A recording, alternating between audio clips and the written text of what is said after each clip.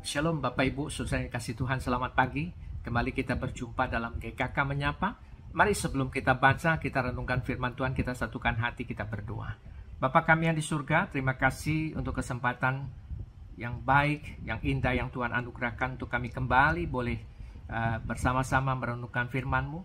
Biarlah Tuhan menyatakan anugerah-Mu melalui firman Tuhan yang kami mau baca renungkan.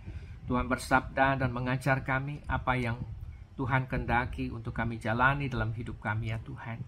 Terima kasih Bapa, kami serahkan waktu ini hanya di dalam nama-Mu, Tuhan kami Yesus Kristus. Amin. Bacaan kita terambil dari 2 Korintus pasal yang ke-8, ayat yang pertama sampai dengan yang ke-7. 2 Korintus 8 ayat yang pertama sampai dengan yang ke-7. Namun saya ingin mengajak kita membaca dari ayat yang pertama sampai dengan yang keempat saja. 2 Korintus 8 ayat yang pertama sampai dengan yang keempat saja. Demikian firman Tuhan. Saudara-saudara, kami hendak memberitahukan kepada kamu tentang anugerah yang diberikan kepada jemaat-jemaat di Makedonia. Selagi dicobai dengan berat dalam berbagai penderitaan, sukacita mereka meluap. Dan meskipun mereka sangat miskin, mereka kaya dalam kemurahan. Aku bersaksi bahwa mereka telah memberi menurut kemampuan mereka, bahkan melampaui kemampuan mereka. Dengan kerelaan sendiri, mereka meminta dan mendesak kami supaya mereka juga beroleh anugerah untuk ambil bagian dalam pelayanan kepada orang-orang kudus. Nah Bapak Ibu saudara yang kasih Tuhan, apa yang harus kita perbuat jika kita tahu ada saudara seiman kita yang butuh pertolongan? Tentu saja kita harus melakukan sesuatu untuk menolong mereka. Tapi bagaimana caranya? Nah bacaan kita pagi ini bicara tentang apa yang dilakukan jemaat Makedonia. Di dalam segala keterbatasannya, tetapi mereka mau ikut ambil bagian untuk membantu orang-orang kudus di Yerusalem. Apa yang mendorong mereka melakukan hal itu? Jawabannya karena mereka memahami bahwa pelayanan kasih itu adalah satu anugerah dari Tuhan. Apa maksudnya, saudara? Maksud Paulus jelas bahwa jika jemaat Makedonia boleh terlibat dalam pelayanan kasih itu bukan karena mereka layak, pantas, atau mampu, namun semata-mata karena anugerah yang diberikan Tuhan kepada mereka. Nah, kenapa disebut anugerah, saudara?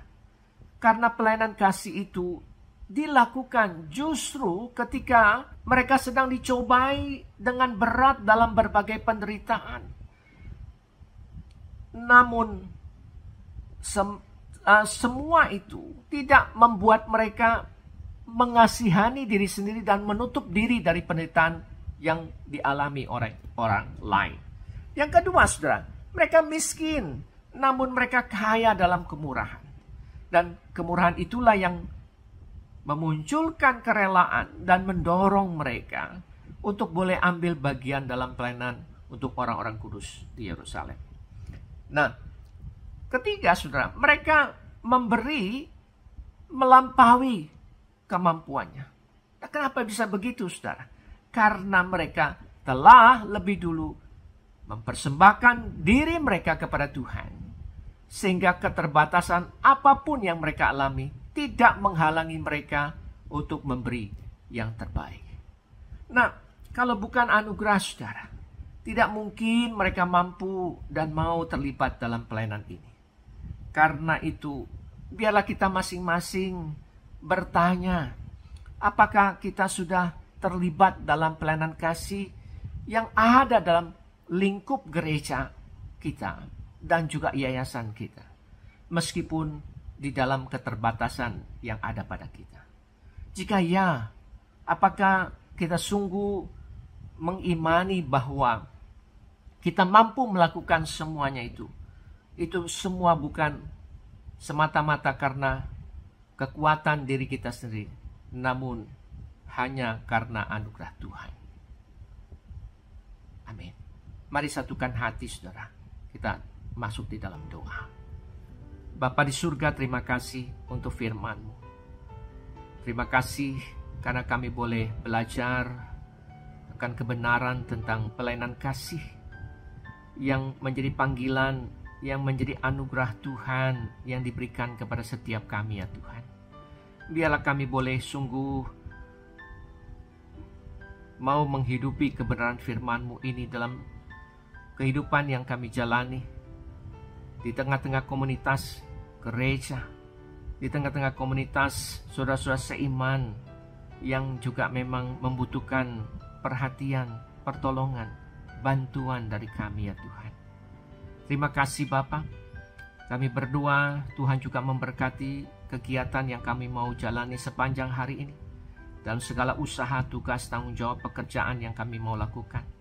Biar Tuhan yang tetap memimpin, menopang, memberkati kami. Di dalam nama-Mu Tuhan Yesus kami sudah berdoa. Amin. Selamat pagi, selamat beraktivitas Bapak Ibu, saudara yang dikasihi Tuhan. Tuhan Yesus memberkati. Amin.